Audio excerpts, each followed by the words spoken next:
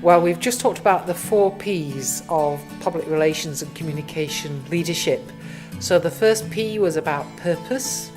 So good public relations and communication leaders know about the overall purpose of public relations, which is about making society better, so contributing to society. So leaders in organisations who think beyond just organisational purpose to how their organisation can contribute to society and make it better are real leaders, because what's in the interests of society will ultimately be in the interests of their organisation. So if I think about some of the organisations like Tom's, who make shoes, they have a very clear purpose beyond just their organisation, to put footwear on people who are disadvantaged.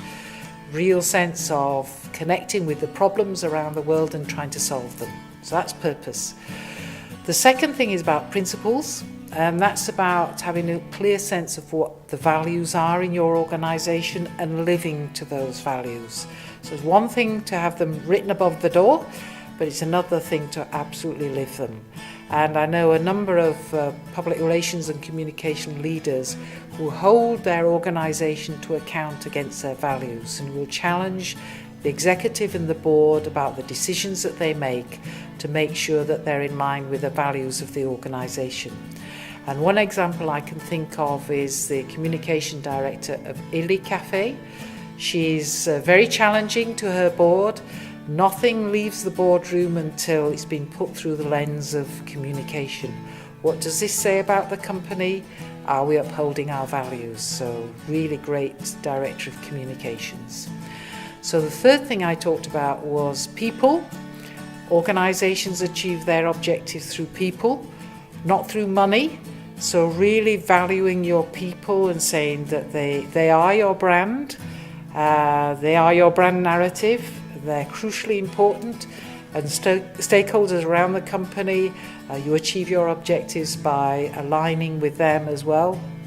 So I'm thinking about a company like Santander here in Spain.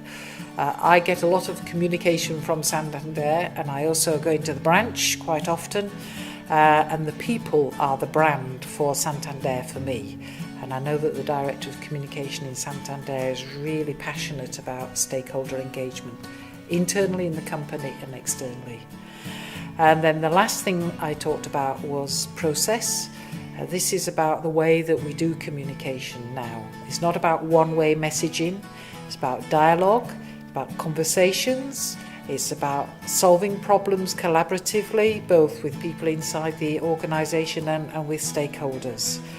And a great example of that is Harley Davidson in America, who make, as you know, motorbikes. Every month, every 3 months, every 6 months, there are reports to the board about from Harley Davidson owners, bike owners, and there's discussions that go on with the Harley Davidson franchise owners who bring in the owners of Harley Davidson motorbikes every month to talk to them. And those people who own bikes help design the bikes of that. And I know that the Director of Communications for Harley Davidson is absolutely passionate about having that dialogue to make the company better.